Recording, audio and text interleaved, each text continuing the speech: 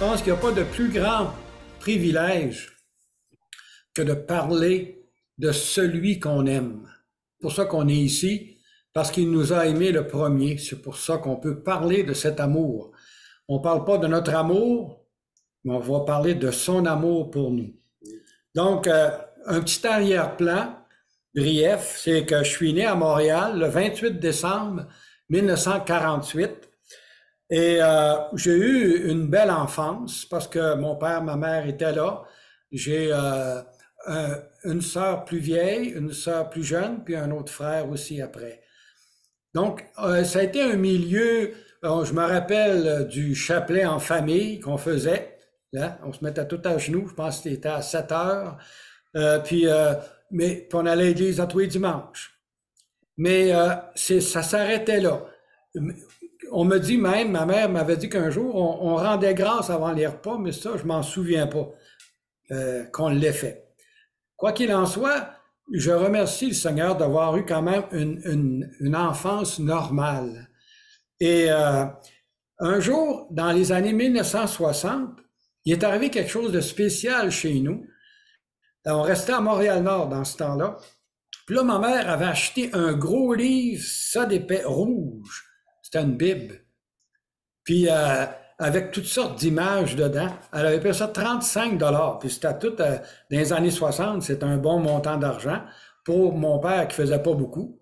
Mais donc, ça m'avait frappé de voir ce livre-là chez nous. Mais ce qui m'avait frappé, c'est qu'on le lisait pas. Ma mère l'avait acheté, c'était bien beau. Moi, je me rappelle, je regardais les images. Ce que j'aimais regarder, c'était les images de chansons. Parce que là, je voyais un homme fort, puis on trouvait ça intéressant. Mais c'est ce que je me rappelle. Je me rappelle à l'école, pour ceux qui ont un certain âge, c'est qu'à la fin de l'année, ils nous donnaient toujours des récompenses. Puis je me rappelle, il y avait l'histoire sainte qu'on nous donnait, puis encore là, il y avait c'était un peu en dessin animé qu'on nous présentait, mais de ce que je connaissais de la parole de Dieu, je connaissais rien, excepté qu'on en avait une chez nous, puis c'est tout. En 1900, ensuite, à l'âge de 17 ans, en 1966, je suis parti de chez nous. J'ai rentré dans les Forces armées canadiennes, sachant pas trop quoi faire. Puis, on m'a dirigé vers un certain domaine, mais ça n'a pas marché. Mais là, la seule matière que j'aimais faire à l'école, c'était la biologie. J'ai dit, tiens, je vais m'en aller comme infirmier dans les Forces armées. Et c'est ce que j'ai fait. Et j'ai été en 1970, ça m'a amené à Valcartier, à la base militaire. Mais jusqu'à cette période-là, encore une fois, Dieu, je croyais en Dieu, je disais croire en Dieu, mais je connaissais pas Dieu, bien entendu. Je connaissais une religion parce que les principes que j'avais appris d'aller à l'église à tous les dimanches, j'ai toujours continué à faire ça. Puis on m'avait appris que boire, c'était pas fameux, fait que j'ai pas bu. J'étais pas une personne qui buvait dans les Forces armées. Puis j'étais un petit gars tranquille, comme on peut dire. Et en 1970, pour ceux qui se rappellent, il y a eu la crise d'octobre à Montréal. Et là, j'ai été à Montréal, j'étais à Valcartier, on a été à Montréal, puis il est arrivé différentes situations. Mais encore là, malgré ces périodes de crise-là, je cherchais pas Dieu. Mais quand la crise a fini, il y a eu une autre crise, c'est que je me suis marié. Puis je me suis marié à la Citadelle de Québec avec, elle s'appelait Pauline Lambert. Puis on s'est mariés. Puis après notre mariage, j'ai été transféré. J'ai été à la base de Rockcliffe, qui est juste à côté de Ottawa. Mais je restais dans ce temps-là à Hull. Puis là, pas longtemps après notre mariage, à peu près une période d'1 an, mon épouse Pauline, elle a manifesté des signes de schizophrénie. Et ça a été jusqu'à la fin, bien entendu, de son départ. Donc, cette période de crise-là a été difficile pour moi. Puis là, bien entendu, j'ai eu différentes avis de personnes qui ont dit « Hey, ton épouse, elle a une maladie mentale, tu peux faire dissoudre ton mariage, puis ça. » Mais j'avais reçu des principes que quand on se mariait, c'était pas passager, on reste. pour le meilleur et pour le pire. Mais encore là, Dieu, j'allais à l'église même, je me rappelle le soir, je faisais comme mon père qui récitait un peu, déjà vous salut Marie, puis tout ça, puis le Notre Père, mais c'était par habitude et non par une raison de connaître Dieu. Et fait que là, il est arrivé que à cette période-là, j'ai eu un autre transfert pour m'en aller dans l'ouest du Canada, à Victoria, en Colombie-Britannique. J'ai été transféré là parce qu'il y avait une base navale, puis j'ai été sur un sous-marin pendant un bout de temps. Et une de mes responsabilités comme infirmier, c'était non seulement d'être infirmier, mais d'être un peu comme un aumônier. Puis je me rappelle, j'avais un cabinet avec tout ce que j'avais besoin, puis il y avait une Bible. Mais encore là, la Bible était là, mais je n'étais pas plus intéressé que ça.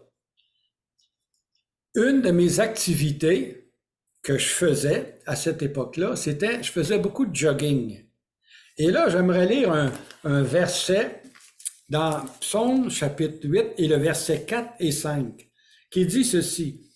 Quand je contemple les cieux, ouvrage de tes mains, la lune et les étoiles que tu as créées, qu'est-ce que l'homme pour que tu te souviennes de lui et le Fils de l'homme pour que tu prennes garde à lui?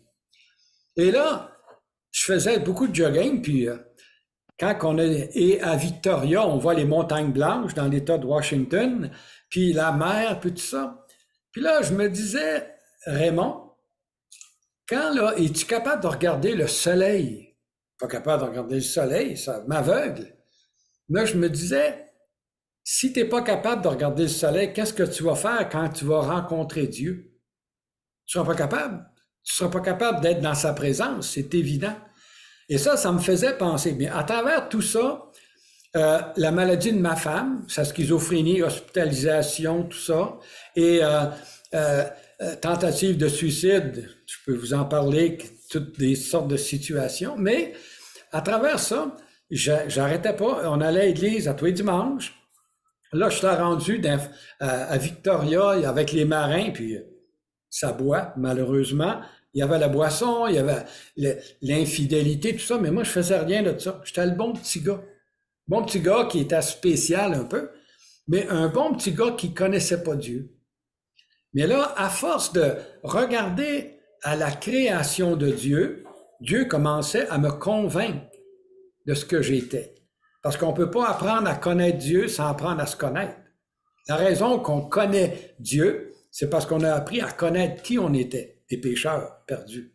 Alors, là, je faisais mon jogging régulièrement, je regardais la création.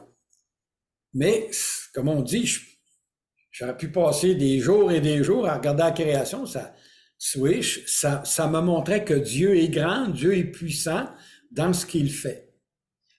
Mais quand on commence à chercher, il y a un travail qui se fait. Dieu m'a parlé par la création d'abord. Ensuite, Dieu m'a parlé à ma conscience. Comme je dis, j'étais le bon petit gars si je me comparais aux autres. Hey, monsieur, j'étais numéro 1, pas loin en tout cas. Mais ma conscience me travaillait. Puis je me disais, ouais, Raymond, est-ce que tu es prêt à rencontrer Dieu? Celui qui a créé ce soleil, la mer, puis tout ce qui s'y trouve, est-ce que tu es prêt à rencontrer Dieu?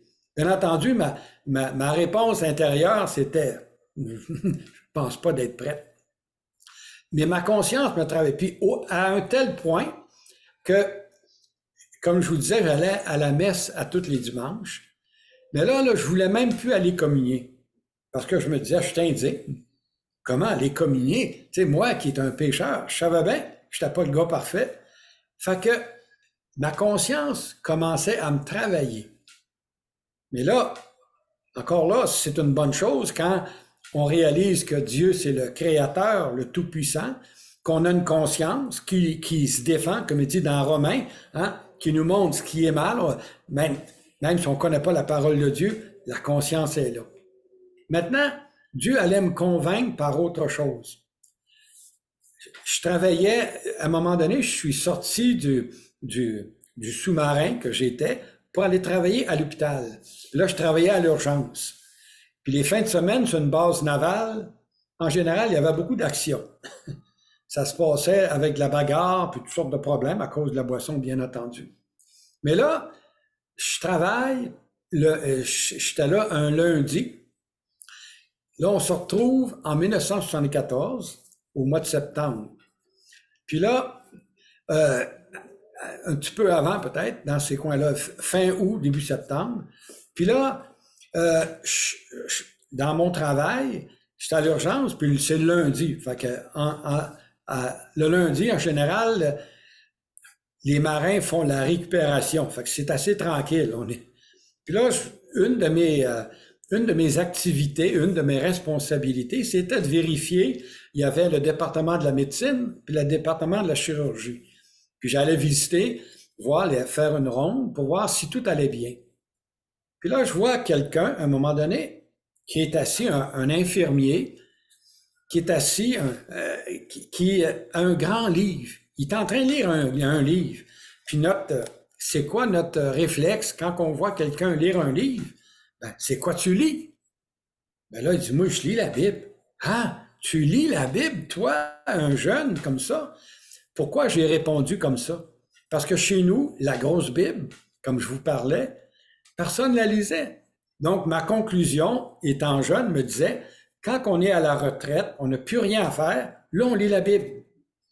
Bon, le problème de ça, c'est qu'on ne se rend pas toujours là. Donc, là, je vois un jeune homme qui lit la parole de Dieu. Puis lui, je l'ai su après, ça fait à peu près 2-3 mois qu'il est sauvé. Puis là, il me parle du Seigneur Jésus. Je connaissais ça. Jésus-Christ est venu dans le monde pour sauver le monde. Ça s'arrêtait là. Mais lui, il montre que Jésus-Christ est venu dans le monde pour me sauver, parce que je suis un pécheur perdu. Mais qu'est-ce que vous pensez qu'un homme religieux fait quand on le met au pied du mur? Ben, il se débat, bien entendu. Puis c'est ça que j'ai fait. Voyons donc, je suis pas si pire que ça. Je bois pas, je fume pas, je suis pas infidèle à ma femme, puis elle est malade, puis je suis avec elle, puis on empile toutes nos bonnes œuvres pour montrer qu'on est bien, on est des bonnes personnes. Fait que lui m'a témoigné du Seigneur Jésus-Christ et de son amour pour moi qui l'a amené à la croix du Calvaire. Première déclaration d'amour de Dieu. Maintenant, j'ai argumenté avec mon ami, qui s'appelait, qui m'avait présenté l'Évangile. Puis là, j'ai argumenté, mais intérieurement, je savais une chose, que lui connaissait une personne, puis moi, je connaissais une religion. Toute la différence, comme on sait, face à l'éternité. Mais j'ai trouvé ça intéressant, de ce qu'il me parle.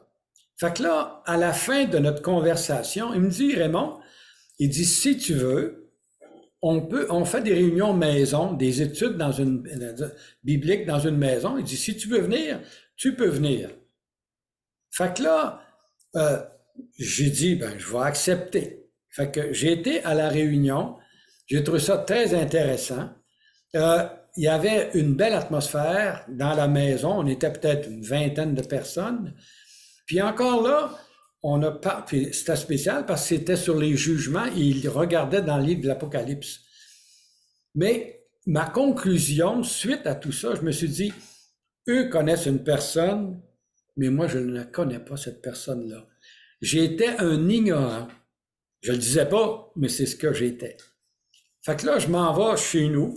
Je parle de ça un petit peu à mon épouse. Puis là, il est arrivé quelque chose de spécial encore parce que Dieu, vous savez, il est merveilleux.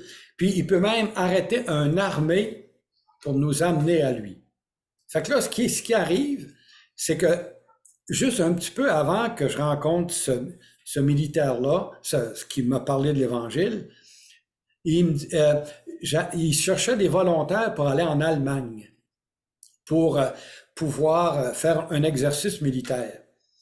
Puis moi, je me dis, bon, je vais aller en Allemagne, un voyage. J'ai jamais été là d'abord, fait que je vais me porter volontaire. Puis, fait que là, j'ai donné mon nom, puis la date était en septembre. Puis là, mon ami vient de parler, je viens d'aller entendre encore la parole de Dieu à cette étude qui me montre que Dieu m'aime, puis qu'il a tout fait pour sauver mon âme en envoyant son Fils, le Seigneur Jésus, et que Dieu attend une réponse. Ça faisait 2 fois que Dieu me déclarait qu'il m'aimait et il voulait sauver mon âme. Je devais reconnaître ce que j'étais, c'était ça le point. Fait que là, ce qui arrive, fait que avec mon épouse, j'ai dit, ce qu'on va faire, toi, tu vas t'en retourner à Québec, parce que c'est là qu'elle vient, bien entendu. Puis là, puis moi, je devais partir le lundi pour aller en Allemagne à l'exercice. Mais ce qui arrive, c'est que c'est reporté de 1 semaine.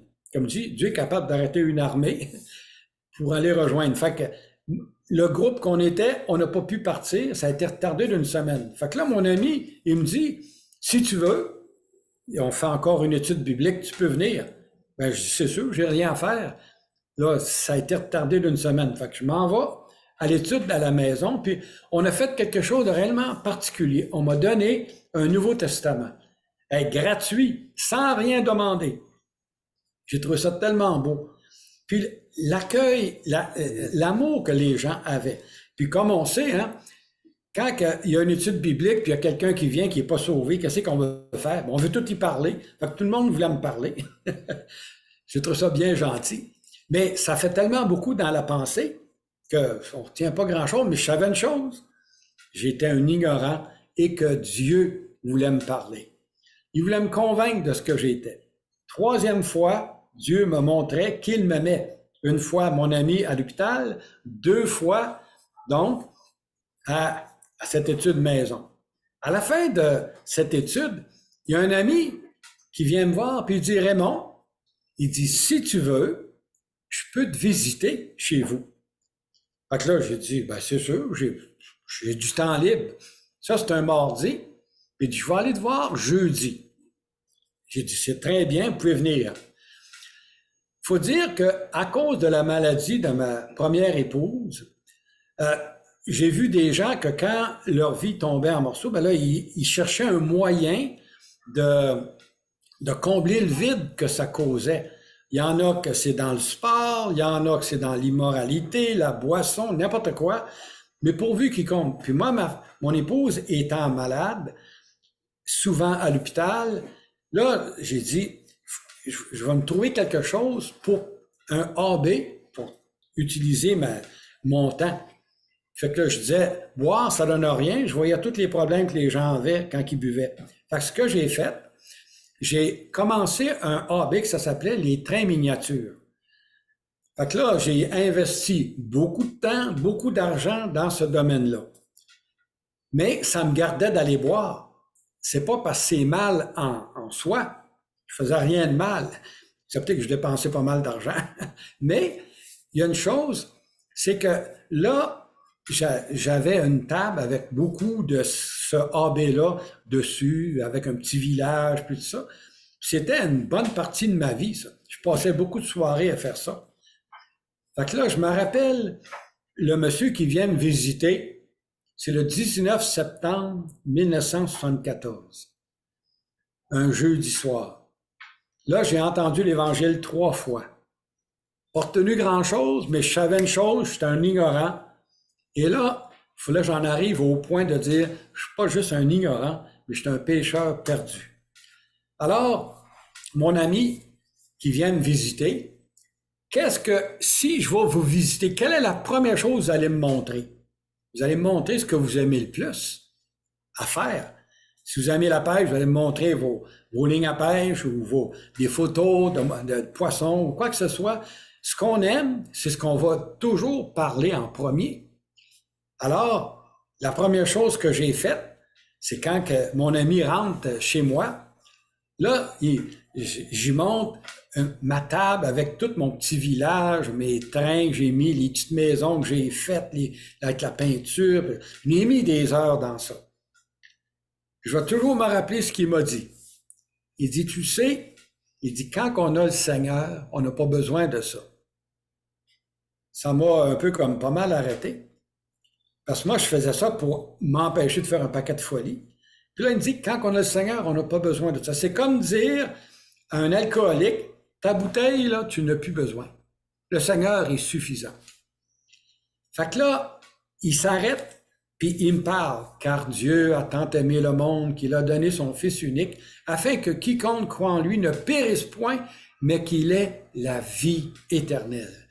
Car tous ont péché et sont privés de la gloire de Dieu. Le salaire du péché, c'est la mort, mais le don gratuit de Dieu, c'est la vie éternelle en Jésus-Christ, notre Seigneur. Il m'a cité tous ces beaux versets-là. Donc, mais c'est un homme sage. Parce que il m'a, après m'avoir déclaré ce que Dieu avait fait pour moi, après avoir montré ce que j'étais, un pécheur, savez-vous ce qu'il a fait? Il est parti.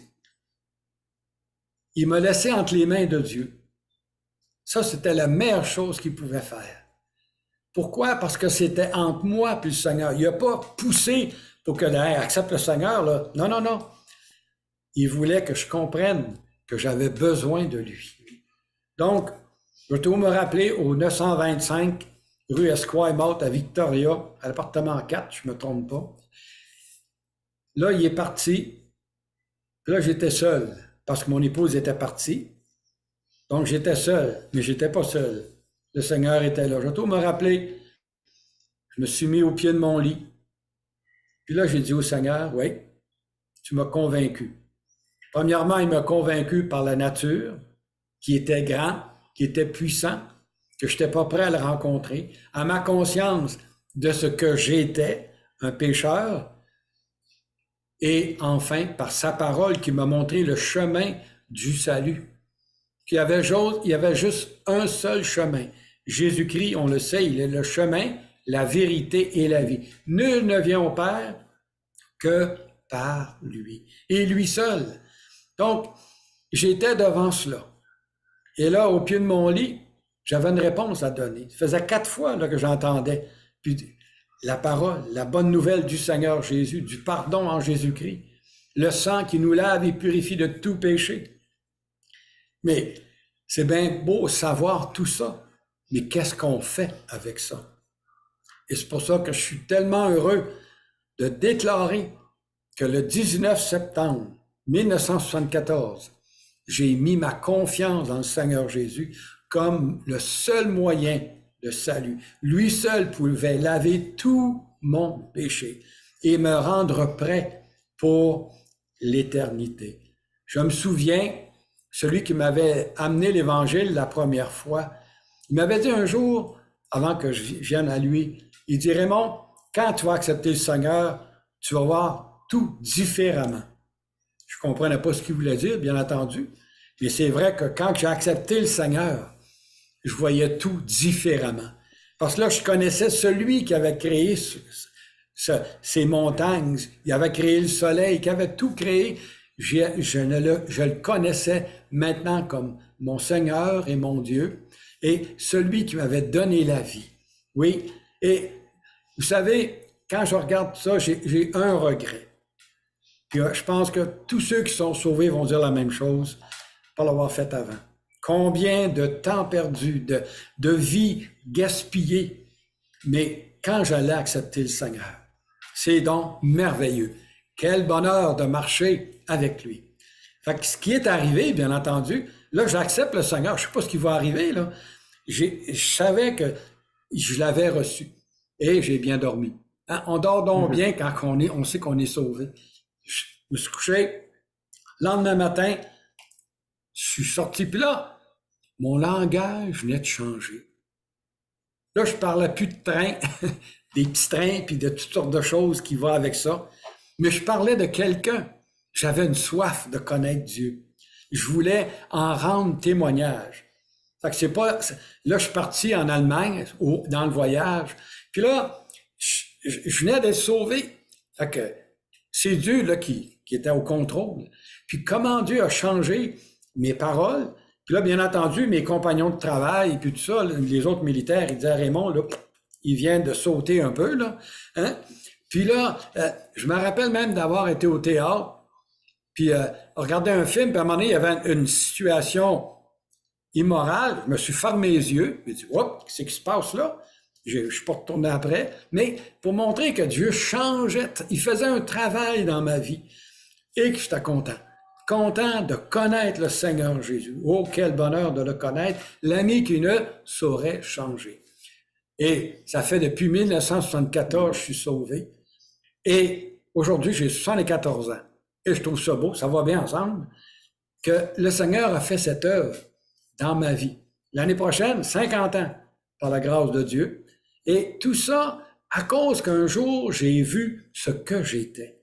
J'étais quelqu'un qui, malgré étant religieux, faisant une bonne vie, essayant de faire une bonne vie, ça mène pas au ciel.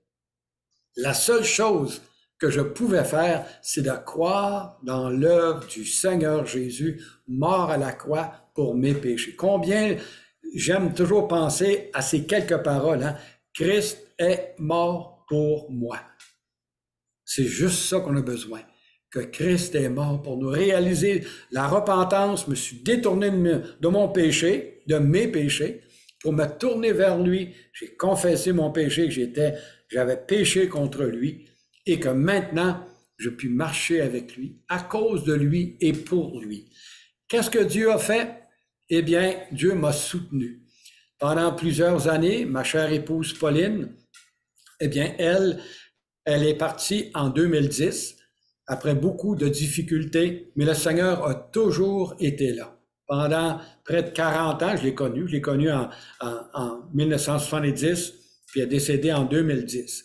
Puis à la fin de 2010, j'ai connu une autre épouse qui s'appelait Jeanne d'Arc Poirier. Puis le Seigneur, il m'a béni pendant 3 ans et plus. Puis le Seigneur est venu la chercher, elle, en 2019. Puis aujourd'hui, je suis pas seul. Oui, je suis seul, mais je suis jamais seul. Parce que quand on a le Sauveur, on n'est jamais seul. Il ne nous délaissera point, il ne nous abandonnera point. Ah, ma prière, mon plus grand désir, c'est que on est des personnes qui ont besoin. On est tous des pécheurs. Je peux juste donner un petit incident.